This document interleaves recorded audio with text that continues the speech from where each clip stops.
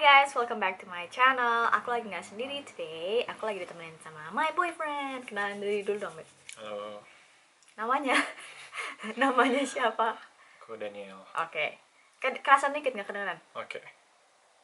Aku Daniel. Oke, kita di sini pengen ngasih tahu ke kalian what we're going to do together as a couple. Jadi it's gonna be something new for him and something yang nggak terlalu baru lagi untuk aku. What is it? What is it?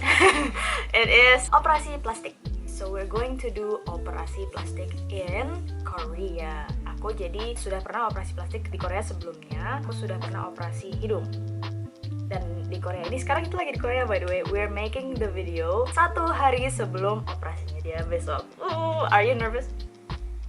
Biasa aja sih. Ada dikit nih. Jujur biasa aja. Oh really? That's cool. Oh by the way, kita juga memakai jasa Beauty Korea for our surgery. Dia tuh kayak medical agency di South Korea yang memandu turis-turis yang mencari treatment medikal di sini gitu. Jadi kayak misalnya kita nggak ngerti where to start, rumah sakit apa, hotel mana, terus kayak nanti jalannya susah apa nggak, pokoknya segala macam itu tuh bisa dibantuin sama Beauty Korea ini. Dan actually mereka super duper free. Jadi aku tahun lalu itu pakai jasa mereka. Aku tahu dari teman aku namanya Sunny Dahe. Thank you Sunny for the info. Dan waktu itu juga salah satu dari Beauty Korea people say that Daniel tuh matanya bagus tuh kalau misalnya bisa tuh di eyelid surgery, soalnya dia matanya satunya beler. Dia mulai berpikir kayak oh iya juga ya, iya juga. Memang orang yang dari Beauty Korea tuh kayak sering banget membantu orang-orang lain untuk surgery. Jadi mereka tuh udah kayak super expert gitu loh, kayak ngeliat muka langsung oh ini bisa nih, ini bisa nih, bisa. Jadi kayak kita sendiri bahkan kayak nggak nyadar gitu loh, kayak masa sih pas kita lihat oh iya ya juga ya gitu ya. Jadi kayak gitu. Jadi if you wanna know a little bit more about Beauty Korea, please go ahead to beautykorea.com or I will leave the link in my description box supaya kalian bisa baca-baca ini tuh apa sih gitu. Oke. So, di sini aku ada beberapa list of things that I would like to talk to you about. Kita sekarang lagi di Gangnam, in Seoul, in Korea, dan kita mau operasi plastik. Kalau untuk aku sendiri, I'm going to explain why aku mau operasi plastik lagi, padahal aku udah pernah. Jadi aku udah pernah operasi plastik di hidung aku. Bahannya itu adalah silikon untuk batang hidungnya dan tulang lunak dari kuping yang ditaruh untuk ujung hidungnya. Kenapa beda-beda? Karena kalau silikon itu agak keras untuk batang hidung, pas banget teksturnya untuk kayak tulang. Kalau diambil dari kuping karena supaya bisa masih digerak-gerakin nih. Hidung aku tuh nggak statis gitu loh, kayak hidung biasa aja gitu. Tuh, masih bisa dinaik-naikin. Kerasa sakit nggak kan? Oh enggak. Kerasa something? Enggak. Nanti di bagian belakang dari video ini aku bakalan answer beberapa frequently asked questions, karena banyak banget yang kayak itu nggak bisa dinaikin lagi ya, itu nggak bisa kayak gitu-gitu. Nanti aku bakal jawab ke kalian. Kalau kenapa aku melakukannya, karena banyak sekali proses-proses operasi di hidung itu biasanya untuk estetika. Ada aja yang sekali langsung jadi wonderful 100% oke gitu ada, tapi bisa dibilang jarang. Jadi aku bakal ngasih tahu sedikit nanti cerita dari 2 kasus teman aku. Teman aku ini ada yang hidungnya udah berhasil banget operasinya, dan dia itu ternyata pas aku tanya-tanya, ya nih Jen, karena gue udah operasi total sekitar 4 kali. Jadi yang pertama yang base-nya, terus revisi kedua dan revisi ketiga. 3 kali. Jadi dia 2 kali revisi, dan itu tuh finally dia mendapatkan bentuk yang dia inginkan. Apakah operasi yang pertama itu gagal? Apakah operasi aku yang pertama itu gagal? No, actually not. Karena operasi aku yang pertama itu tidak mau memaksakan setinggi-tingginya itu supaya kulitnya bisa adjust dulu, kulitnya kayak bisa membiasakan dulu gitu loh. Kayak kan kalau misalnya kalian mau isi sesuatu di dalam balon gitu misalnya, kan jangan banyak-banyak dulu, nanti kalau nggak kayak meledak gitu, kayak istilahnya kira-kira gitu lah. Jadi perlahan-lahan dulu diisi, let's say 2 rangkap of implants. Nanti setelah kulitnya mulai menyesuaikan, biasanya sih disarankan 6 bulan sampai 1 tahun kemudian, kalau memang belum puas bisa direvisi atau bisa dibentuk lagi. Jadi that's actually normal for plastic surgery cases, apalagi hidung itu tuh normal gitu. Jadi kalau misalnya dibilang operasi pertama aku itu gagal apa enggak, actually no. Tergantung juga, ada orang yang kulitnya melarnya super melar dan super gampang banget di adjust, sampai operasi pertama kalinya itu dimasukin tinggi mancung yang dia inginkan, itu langsung bisa, itu ada. Tapi aku nggak termasuk kategori kata dokternya aku kulitnya termasuk yang melarnya nggak gampang. Jadi aku waktu itu memang udah dijelasin gitu, ya Jenin, karena kamu kulitnya tuh nggak gampang melar, mungkin that's a good thing karena aku juga nggak mau kulitku melar. Jadi baru bisa dimasukinnya sekian. Nanti sekitar 6-1 tahun lagi kamu bisa revisi ulang jika kamu belum puas. So here I am. Jadi aku mau revisi itu. Nanti aku kasih lihat hidung aku dari samping kanan ke samping kiri. Aku pengen kasih lihat ke kalian seperti apa sekarang ini di operasi yang pertama ini, hasilnya seperti ini. This is 1 year after my last surgery. Jadi ini kalian bisa lihat ya. Nanti aku masukin video yang lebih jelas lagi. That is for my case. That's why aku di sini untuk revisi operasi hidung. Nah, aku juga ada rencana untuk fat grafting. Itu mengambil lemak dari antara paha atau perut dan diinjek ke pipi, dagu atau jidat atau di area mana yang ingin lebih di volumize. Itu tapi aku masih belum pasti. Jadi pokoknya yang aku melakukan itu yang pasti adalah revisi hidung. Nanti kalau misalnya ada kabar lebih lanjut lagi, I will let you know on my next surgery vlog. Okay, so that is for me. So kalau kamu Beb, kenapa kamu mau operasi dan apa yang kamu mau operasiin?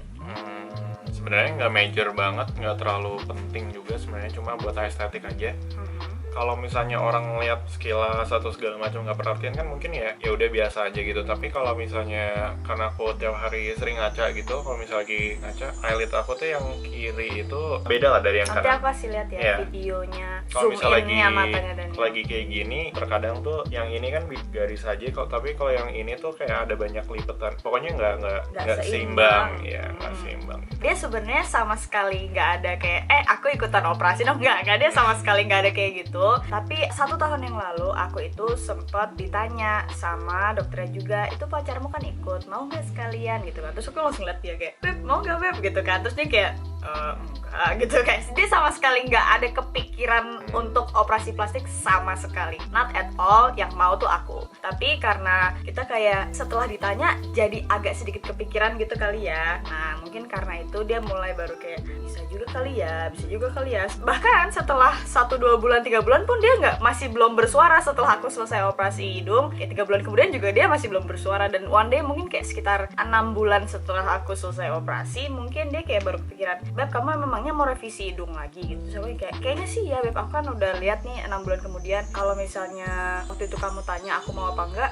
boleh sih kayaknya mata gitu, tapi nggak harus sih, tapi ya boleh lah, boleh gitu. Jadi kayak dia tuh kayak baru kepikiran tuh setelah lama. Dan actually aku respect him for that, karena dia take his time to think it through. Jadi kayak nggak sembarangan main decision langsung pada hari itu langsung boleh juga nih kalau ditawarin. Nggak, dia setelah kayak berbulan-bulan mikir baru kayak ya boleh, dan dia sudah berpikir matang-matang. So that's why dia juga mau operasi, dan itu tuh di bagian eyelid, which is actually bisa dibilang itu tuh adalah operasi yang sangat ringan, one of the most common surgery.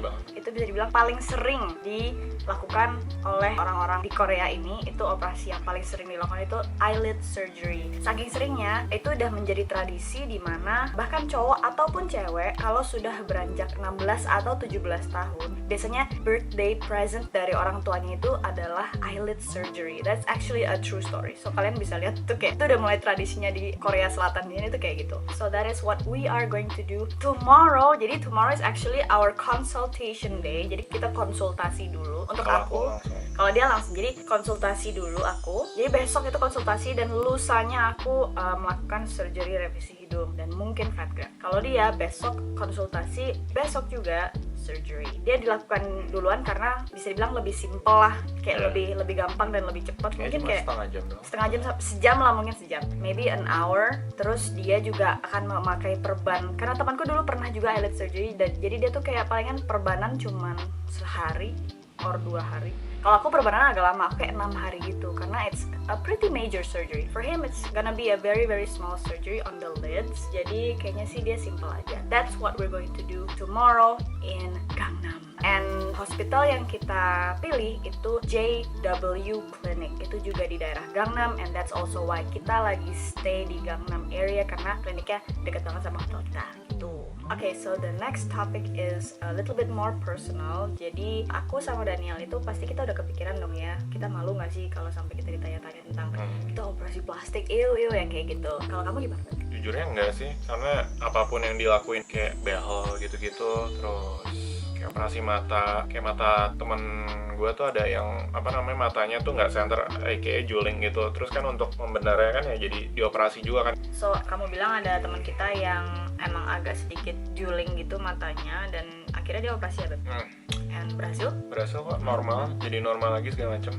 Jadi itu kan ya operasinya untuk estetik, bukan untuk kesehatan segala macam. Sebenarnya kayak untuk kayak gitu fine aja sih, kan lagian juga untuk better yourself. Ya, dan juga aku kan kayak misalnya lagi kalau ngeliat orang itu kan selalu di prasangka buruk kok, kayak ngeliatnya tuh terlalu kayak beler-beler males-malesin gitu. Sebenarnya enggak, karena aku tuh matanya kayak gitu. There's a reason. Nah, orang-orang sering kan kayak ngejudge gitu kalau kayak galak gitu, kayak iya jutek, terus kayak selalu kesannya kayak malas atau sombong. Iya. Padahal matanya aja yang karena emang gitu. emang tampangnya tuh kalau ngelihat ya kayak gitu, terutama di mata. Kalau yang lain kan biasa, tapi kalau lagi ketawa ya ketawa aja biasa. Is that the first and biggest reason why you want to do it? Sebenarnya setelah dibilang sama Nana atau Claire gitu, kan dia kan bisa ngeliat muka, oh ya ini kayaknya kurang yang ini segala macam, kayak ngeliat mungkin bisa lebih diimprove di bagian yang mana yang paling besar gitu kan. Kalau aku kayaknya sih di eyelid sih, soalnya kelihatan suka nggak imbang banget, apalagi kalau habis bangun tidur tuh lebih kerasa banget. Ya dia kalau bangun tidur matanya kurang seimbangnya tuh lebih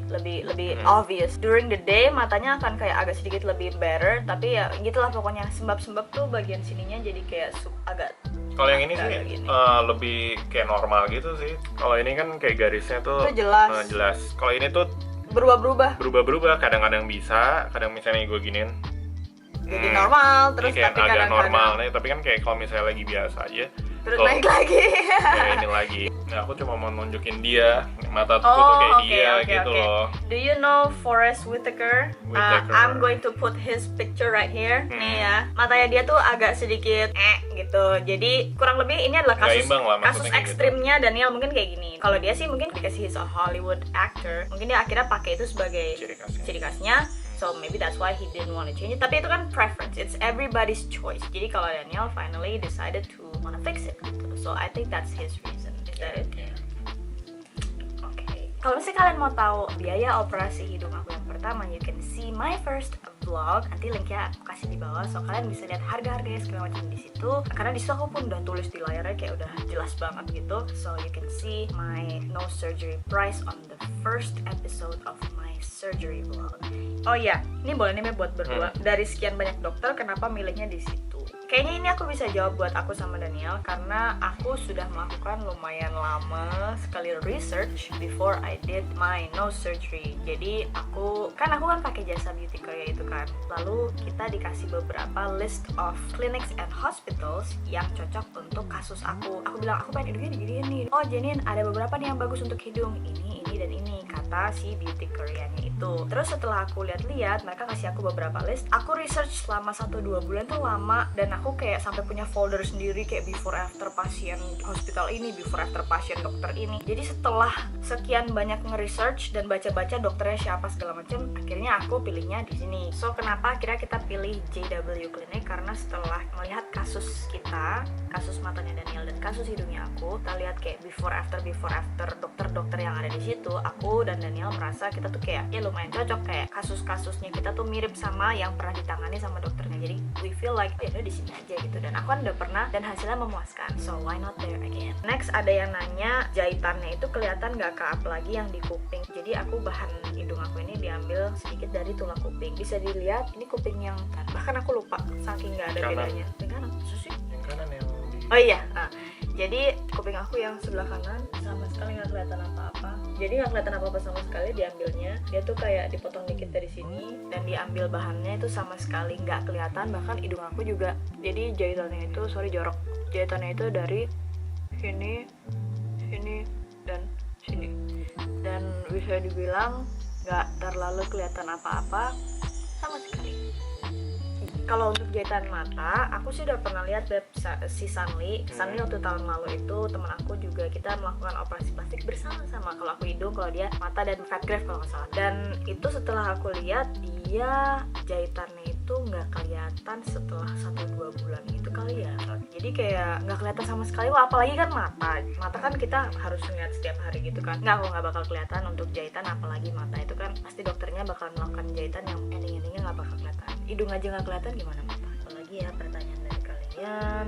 Oh, ini ada nih pertanyaannya, ada yang bilang kalau sudah nose job atau operasi plastik hidung itu nggak bisa berminyak lagi hidungnya di sekitar situ, yang di sekitar yang sudah pernah dioperasi. Apakah itu benar? Actually it's wrong. Aku hidungnya normal seperti biasa, bahkan bisa dibilang hidung aku memang bagian yang lumayan berminyak, dan sebelum dan sesudah operasi pun tetap berminyak. Kalau nggak berminyak bagus, aku kayak seneng itu, tapi tetap berminyak. Dan ya, I still need to blot my nose sometimes, jadi kayak sama aja karena yang diisi itu dalamnya dan kulitnya nggak ada apa-apain sama sekali. Sembuhnya berapa lama? Oh, kalau aku sembuhnya kayak agak sedikit lebih lama. Kalau kamu tuh kayaknya downtime-nya cuman sembuh gimana dulu nih kalau sembuh secara medis itu palingan kamu sebulan gitu ya, atau Kalau aku tapi kalau misalnya habis operasi terus kayak kemarin lihat nanya-nanya segala macam, kayak cuma 2 hari 3 hari udah bisa cabut perban.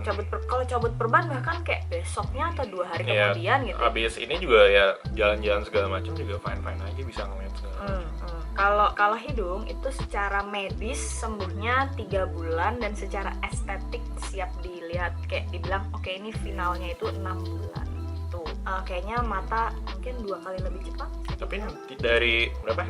Kamu dari operasi terus sebulan, 2 bulan, 3 bulan tuh kayak kan gede banget ini. Terus akhirnya dia sampai dari 3 bulan. Selama 6 bulan.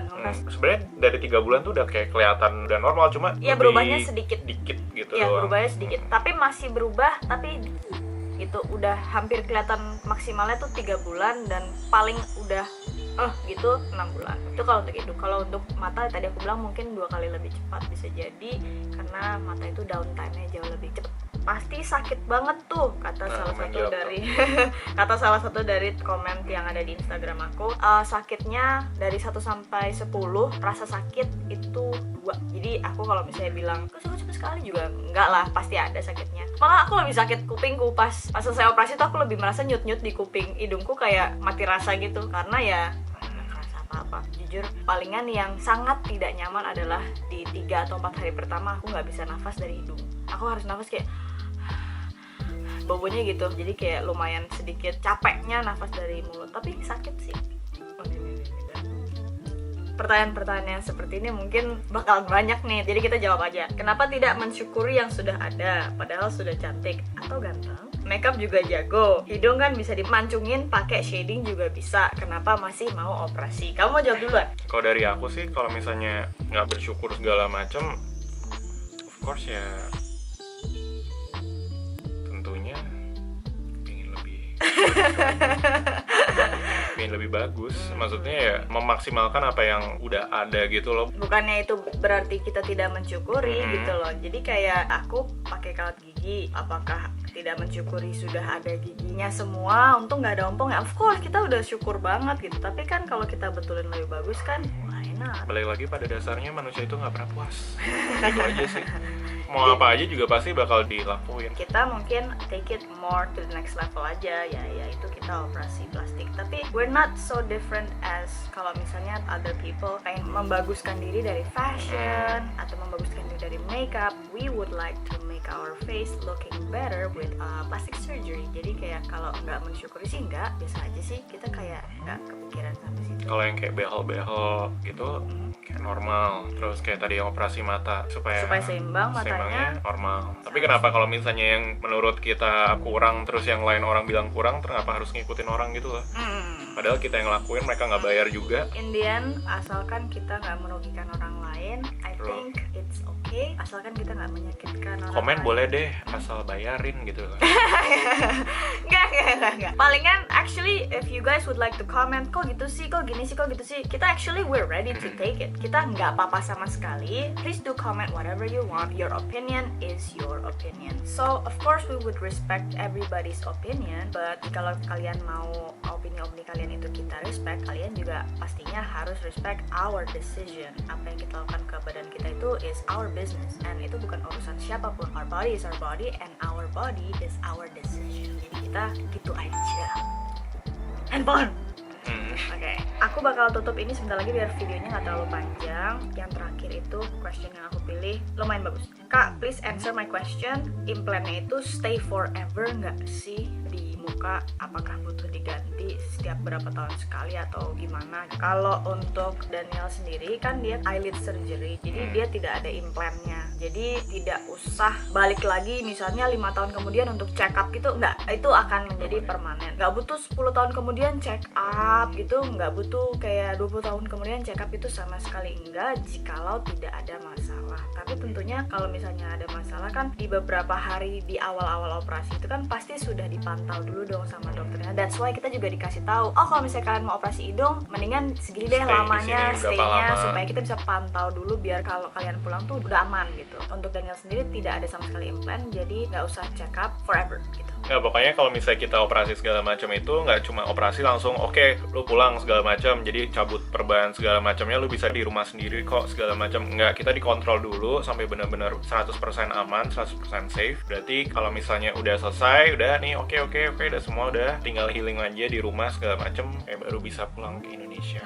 Dan untuk setiap surgery itu beda-beda. Kalau aku disaraninnya setidaknya 10-15 hari untuk hidung. Untuk Daniel paling kan 6 hari, bahkan 7 hari, itu seminggu aja you can stay in Korea selama seminggu sudah cukup biasanya. Sebenarnya katanya gitu. cuma 3 hari 5 hari. 3 hari 5 hari bahkan. Iya, aku lupa. Tapi untuk aku untuk hidung itu 10 hari lah disarankan minimal. Ada juga temen aku yang jaw surgery yang mulai agak sedikit lebih high level lagi, itu bisa dibilang 2 minggu sampai 1 bulan disarankan untuk stay here supaya kontrolnya jauh lebih dilihat gitu ya. Jadi setiap kasus itu beda-beda. Dan kalau untuk aku, implannya aku ini bertahan seumur hidup apa enggak? Yes, it does stay forever until I die. Jadi kalau misalnya tidak ada masalah sama implant di hidung aku, I will not have to come back to my hospital, I will not have to change it. Misalnya 50 tahun kemudian ini bosok nggak ya di dalam gitu? No, nggak sama sekali. Nggak harus kayak 20 tahun kemudian ini dibuka terus diganti yang baru gitu, nggak sama sekali. Terus kayak implan meledak nggak tuh Kak kalau naik pesawat gitu kan, kayak banyak kan kayak gitu, nggak sama sekali. There's no such thing. Jadi nggak usah diapa-apain selama tidak ada masalah.